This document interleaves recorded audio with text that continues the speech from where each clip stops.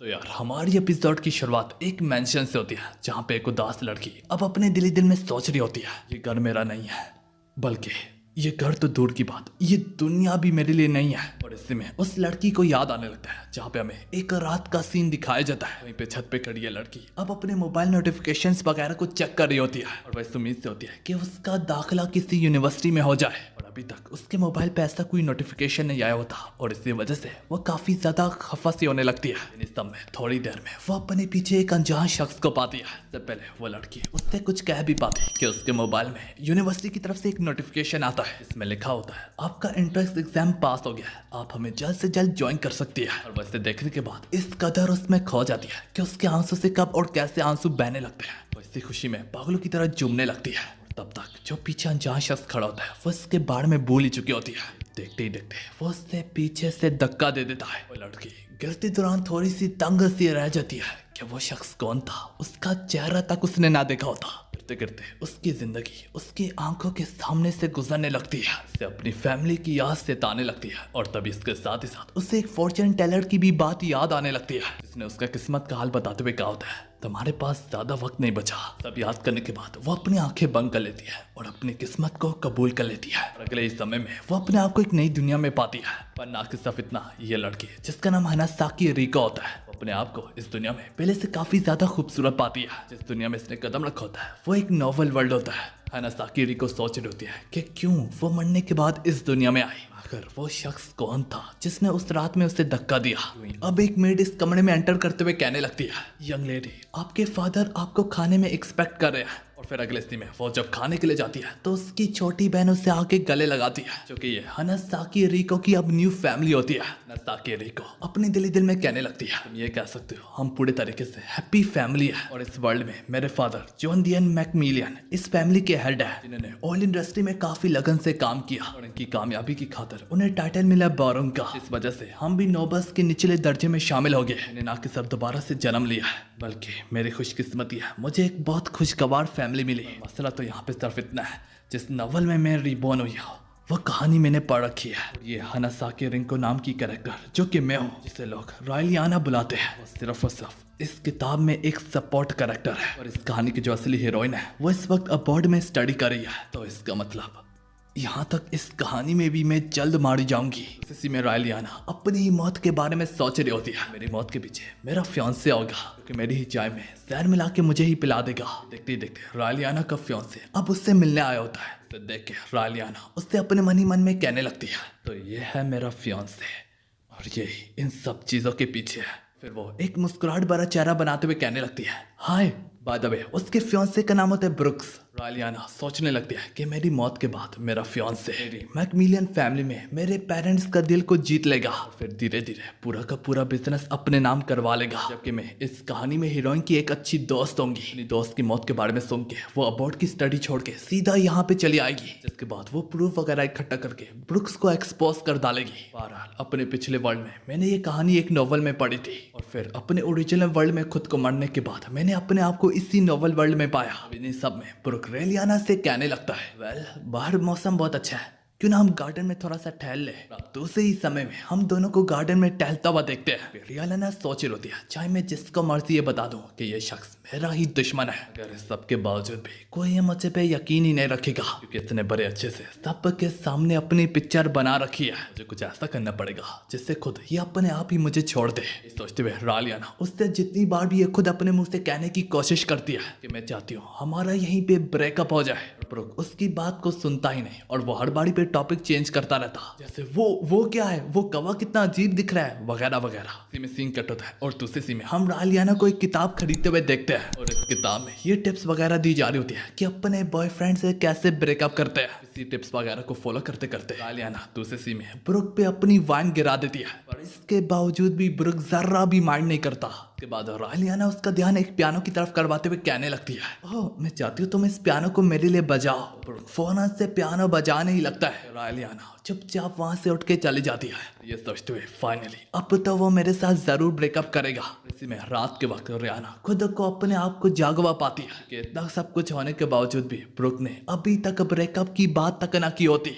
और अब अगले दिन जब वो दोनों हंटिंग कर रहे होते हैं और यहीं पे रालियाना भी उसके साथ हंटिंग कर रही होती है और वो फिर अपने दिल में कहने लगती है, बचपन से ही अपने फादर को शिकार करते हुए देख रही हो, शिकार के मामले में तुम मुझसे कहाँ बेहतर होगी। जिस पे वो जानबूझ के बस ब्रुक की जान लेने को ही जा रही होती है और फिर वो उससे माफी मांगते हुए कहने लगती है, हो माफ करना, दरअसल ये मेरी पहली बार थी। अरे सबके बावजूद भी ब्रुक उससे ब्रेकअप करने की बात तक ना करता और रालियाना एक बार फिर से रात को अपने आप को जागवा पाती। एक बार फिर से अगले सीन में जब उसका फियांसे से विजिट करने आता है तो रालियाना उससे काफी सख्त लहजे में कहने लगती है, आज तुम यहाँ पे क्यों आए, हमने कोई प्लानिंग नहीं की थी। तो यार ये कहते हुए रालियाना यहाँ से जाने की कोशिश तो करती है।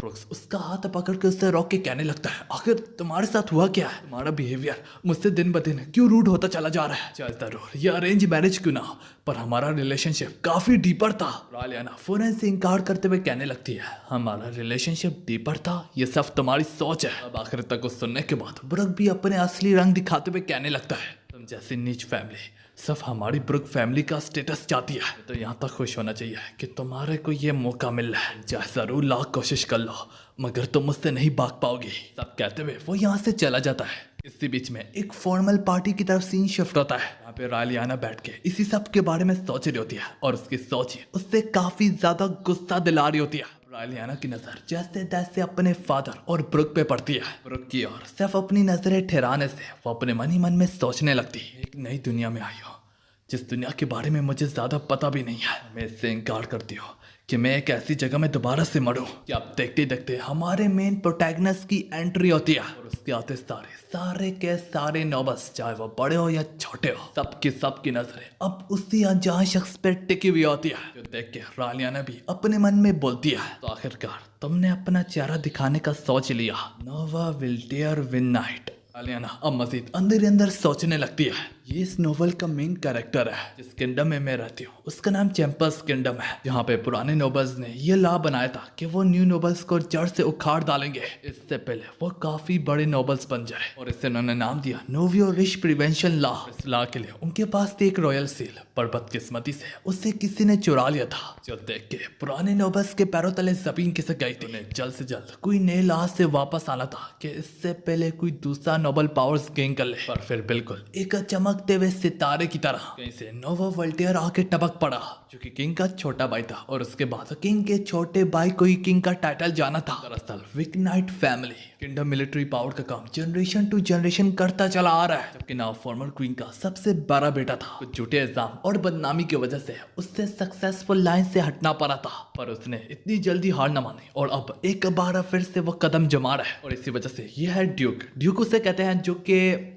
नोबल्स में सबसे ऊंचे रैंक के होते हैं। खैर यार ये सोचते सोचते रालियाना के दिमाग में अब एक और सोच आती है, एक मिनट, अगर ये सबसे हाईएस्ट रैंक है तो इसका मतलब ये ब्रुक को भी रोक सकता है। मैंने ये कहानी पढ़ी है और मुझे ये भी पता है इस कहानी का अंत कैसा होगा। मुझे ये भी पता है ये नोवा आखिर किस चीज के पीछे भाग रहा है। मेरे पास इस स्टोरी के रिलेटेड इस कदर हाई नॉलेज है, इस दुनिया के लोगों के दिमाग में भी उसकी सोच का टक्का नहीं आएगा। इस समय नोवा अब पहाड़ को जाने लगता है। तो देख के रालियाना उसका पीछा करते करते अपने दिल में कहने लगती है, ये मेरी आखिरी उम्मीद है, इट्स अ डू और डाई। कहानी ब्रुक पे जाती है, जो कि एक जैक लैंगस्टन नाम का बंदा उससे कोने में ले जाके कहने लगता है, ओए ओए सुनने में आया तुम्हारी फियांसे के साथ तुम्हारे हालात ठीक नहीं चल रहे, मत बोलो, मैं और तुम एक ही कश्ती में सवार है। अब ये सुनने के बाद ब्रुक के पसीने छूटने लगते हैं। जैक लैंगस्टन फिर उससे मजीद धमकाते हुए कहने लगता है, मत बोलो, अगर ये काम ना किया तो मैं तुम्हारे सर को तुम्हारे तन से जुदा कर डालूंगा। सबके बाद ब्रुक काफी प्रेशर में आके अब रालियाना को ढूंढने लगता है। अपने मन में काफी गुस्से से कहने लगता है, ये सब कुछ उस कमीनी की गलती है। शुरू में तो वो काफी ज्यादा शर्माती थी, पर अचानक से एक कदम से जैसे कि उसमें बहुत बड़ी तब्दीली आ गई हो, फिर एकदम से बदलाव क्यों। फिर ब्रुक पास में मौजूद एक शख्स से पूछने लगता है कि तुमने लेडी रायाना को कहीं पे देखा है। इस पर वो बाढ़ इशारा करते हुए कहने लगता है, मैंने उसे गार्डन में वॉक करते हुए देखा था। अब इसी में कहानी रालियाना पे शिफ्ट होती है, जहाँ पे वो खुद को नाव के साथ पाती है, जिसके बाद नाव से कहने लगता है, क्या आपका मुझसे कोई काम है। जो सुनने के बाद रालियाना उससे फौरन से अपना इंट्रोडक्शन पेश करती है। तो इस पर नाव भी मून की खूबसूरत ब्लू लाइट के नीचे बिल्कुल एक गजब किस्म के जेंटलमैन की तरह अपना इंट्रोडक्शन पेश करता है। और बस सिर्फ उस पे अपनी नजरें ठहराने के बाद ही रालियाना उसमें ही खो जाती है कि तभी उसे याद आता है कि नहीं, मैंने पढ़ा था इसके बारे में, ये बंदा जरूर बाहर से अपने आप को जेंटलमैन दिखाता है लेकिन अंदर से ये पूरा का पूरा ईवल है। इस समय रालियाना अब पॉइंट पे उतरते हुए कहने लगती है, मैं तुमसे एक डील करना चाहती हूँ। उसके बाद रालियाना खुद से कहने लगती है, मैंने इस बंदे के बारे में स्टोरी में पढ़ा था और मुझे पता है ये किस चीज के पीछे भागता है। ये सोचते हुए वो उससे बताने लगती है ये उसी रॉयल सील के बारे में है। और फिर ये कहते हुए वो अपने दिल में आगे से मजीद बोलती है, शख्स जो कि अपनी खूबसूरत स्माइल से अपनी असली परछाई को छुपा रहा है, पर जो उसकी छुपाई में वो डार्कनेस से छुपी है, उसके अंदर एक डीमन सा बसा है। रॉयल सील के बारे में सुनते सारी नाव कहने लगता है, हाँ काफी दिलचस्प है, क्यों ना तुम अपने डील के बारे में सारी डिटेल्स मुझे बताओ। ये सब सुनने के बाद रालियाना को काफी ज्यादा खुशी होती है और वो बस आगे उससे बताने को ही जा रही होती है। इसी में पीछे से ब्रुक आके कहने लगता है, रालियाना शुरू में समझ रहे होते हैं कि इस गाने से पूरा का पूरा खेल में पानी फिर गया। फिर तभी उससे होश आती है कि हाँ यार, मेरे ख्याल में इससे कोई और सुनहरा मौका भी नहीं मिलेगा। जिस मौके पे चौका मारते हुए रालियाना नोवा के करीब होते हुए कहने लगती है,